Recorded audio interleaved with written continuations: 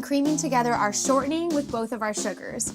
So for this recipe, we really created a hybrid of sorts. We combined a classic chocolate chip cookie recipe with a shortbread recipe, and that's just gonna help these cookies keep the form of the shot glass when we bake them. So now I'm just gonna add our light brown sugar and our regular granulated white sugar, and just cream this together until it's nice and combined.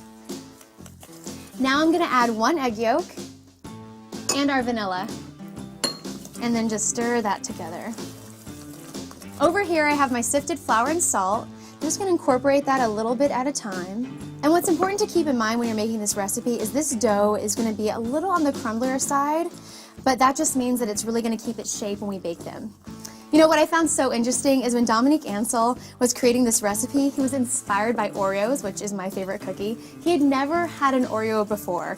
He actually had his first Oreo a couple months ago, and he thought it was so bizarre that Americans dip their Oreos in milk. And that's kind of when that light bulb went off, and he thought, what if you could have both at the same time? So that's how the chocolate chip cookie milk shot was created. So as you can see, our dough is really crumbly. That's totally okay. Now I'm gonna fold in our mini chocolate chips. And using mini chocolate chips is really important because if you have those big chocolate chips, they're actually gonna get in the way of the form. So at this point, you can just go right in there and start using your hands. All right, so now that this is nice and combined, I'm gonna grab my forms. I got these little guys at my local bake shop. They're just little aluminum cups. They look like shot glasses, and I sprayed them really well with some nonstick cooking spray. So I'm just gonna put my dough right into the cup.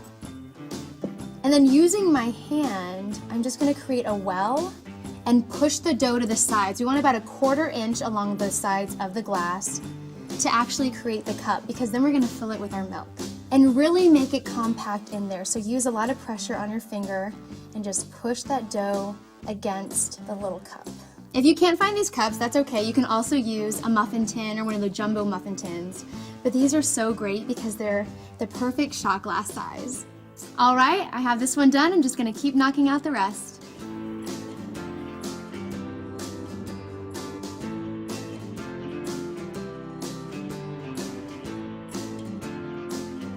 Once you've formed your cookie dough into the cups, put them into the refrigerator for about 30 minutes and let them set. Then we're gonna bake them at 350 degrees for about 20 minutes. How good do these chocolate chip cookie shots look?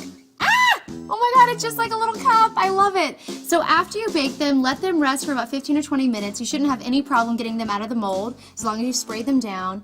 So now we're gonna coat the inside with melted chocolate. This is so imperative to this chocolate chip cookie milk shot because if you just put the milk directly in there, it would get soggy, all the milk would fall out. So this is gonna prevent any of that from happening, but it also just adds a really yummy flavor to the shot.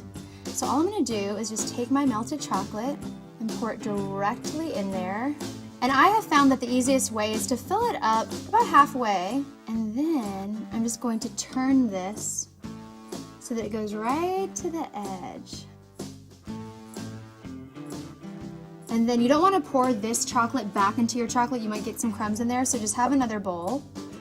And as soon as you're ready, really, really quick, just flip it over.